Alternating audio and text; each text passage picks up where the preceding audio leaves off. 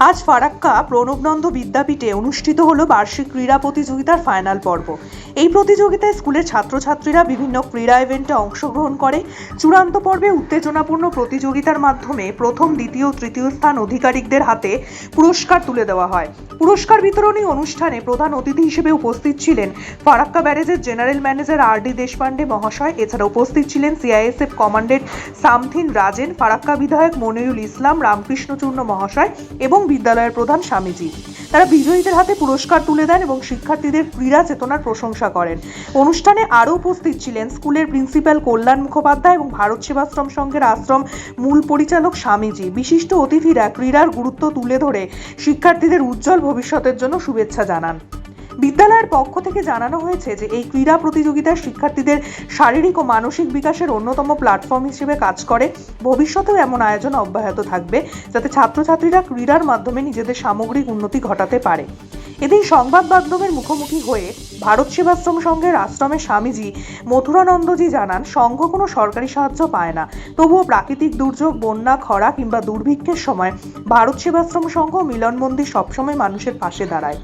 ফারাক্কায় ভারত সেবাশ্রম সংঘ পরিচালিত প্রণবনন্দ বিদ্যাপীঠ বিগত 30 বছর ধরে কঠোর পরিশ্রমের মাধ্যমে নার্সারি থেকে মাধ্যমিক স্তর পর্যন্ত শিক্ষাদান করে আসছে। বেসরকারি হলেও বিদ্যালয়টি সরকারি মাধ্যমিক বোর্ডের অনুমোদনে পরীক্ষা নেওয়ার সুযোগ পায়। তবে 2025 সাল থেকে উচ্চ মাধ্যমিক স্তরের পঠন পাঠন চালু করার পরিকল্পনা থাকলেও সরকারি অনুমোদনের জটিলতার কারণে এখনও অনুমতি মেলেনি বলে জানান বিদ্যাপীঠের সাধারণ সম্পাদক স্বামী মথুরানন্দজি। তিনি আরও বলেন, শান্তিপূর্ণ পরিবেশে 2 দিন ধরে বিদ্যালয়ের বার্ষিক ক্রীড়া প্রতিযোগিতা অনুষ্ঠিত হয়েছে, যা শিক্ষার্থীদের জন্য অত্যন্ত অনুপ্রেরণাদায়ক।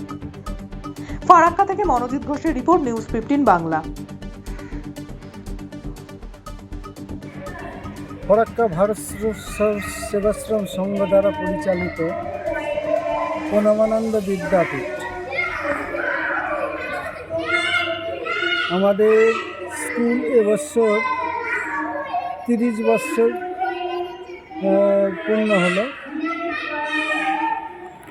আমাদের এই প্রণবানন্দ বিদ্যাপীঠে আমাদের নার্সারি থেকে ক্লাস 10 পর্যন্ত বাংলা বিভাগে এবং নার্সারি থেকে ক্লাস 5 পর্যন্ত ইংলিশ বিভাগ, দুটো বিভাগে আমাদের স্কুল চলছে।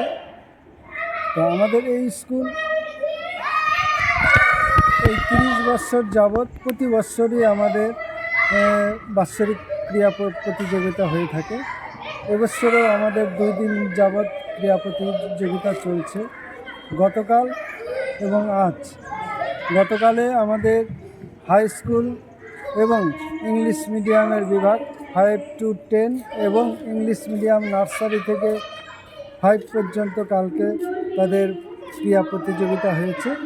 আজ আমাদের নার্সারি থেকে ক্লাস 4 পর্যন্ত বাংলা বিভাগের বা বাচ্চাদের আজকে ক্রীড়া প্রতিযোগিতা চলছে।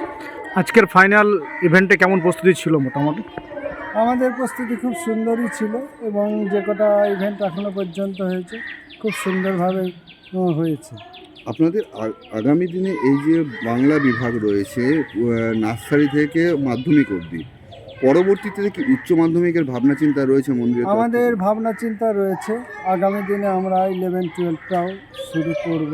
আমাদের সরকারি কিছু কাগজপত্র যেগুলো কাজ, সেগুলো আমরা অনেকটা এগিয়ে ফেলেছি। কিছু কাগজপত্র কাজ বাকি রয়েছে, সেগুলো হয়ে গেলে আমাদের 11-12 আগামী দিনে আমরা শুরু করব।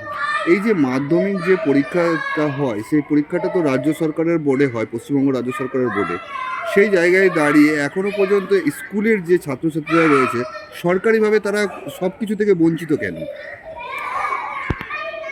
আমাদের স্কুল আশ্রম দ্বারা পরিচালিত। আমাদের এই স্কুলে সরকারের অ্যাফিলিয়েটেড স্কুল, মানে আমাদের বাচ্চারা মাধ্যমিক বোর্ডে তারা পরীক্ষা দিতে পারে, কিন্তু আমরা বিভিন্নভাবে বঞ্চিত রয়েছি। যেমন আমাদের স্কুলের বাচ্চারা তারা সরকারি যে বই সেটা পায় না, আমাদেরকে কিনে নিতে হয় বা বিভিন্ন স্কুলের মাস্টারদের কাছ থেকে চেয়ে চিনতে সংগ্রহ করতে হয়। এইভাবে আমাদের স্কুলের বইপত্র বা সরকারি যে সমস্ত সুযোগ সুবিধা বাচ্চারা আজকাল পেয়ে থাকেন সেগুলো থেকেও আমরা প্রায় বঞ্চিতই বললে উচিত চলে আমাদের স্কুলের বাচ্চারা। বঞ্চিত? বিভিন্ন যে জায়গায় বিষয়গুলো জানিয়েছি, কিন্তু এখনও পর্যন্ত কোনো ফল আমরা পাইনি। বইয়ের জন্য আমরা গত বছর অনেক চেষ্টা করেছি, কাগজপত্র থেকে শুরু করে যা যাবতীয় আমরা সব তাদের কাছে দিয়েছি, কিন্তু এখনও পর্যন্ত আমাদের আশা করেছিলাম যে এবছর হয়তো আমরা বই পাবো, কিন্তু আমরা এবছরও আমরা বই পাইনি। আমাদের তো খুব ইচ্ছা ছিল যে এই 2025 সালে আমরা স্কুলটা শুরু করব। তো এখনও পর্যন্ত বুঝে উঠতে পারছি না পারবো কি না, কারণ এখনও কাগজপত্র সবগুলো কিন্তু কমপ্লিট আমরা করতে পারিনি। সরকার সাহায্য বলতে সরকারি সাহায্য পাওয়াটা খুব কঠিন যা দেখছি আর কি। আমরা কাগজপত্র সব রেডি করে বোর্ডের কাছে প্রায় সব জমাও করেছি, দু একটা বিষয় একটু বাকি রয়েছে, সেগুলো আমরা চেষ্টা করছি সেগুলোকে সাবমিট করার জন্য। আপনার নাম? স্বামী মধুরানন্দ।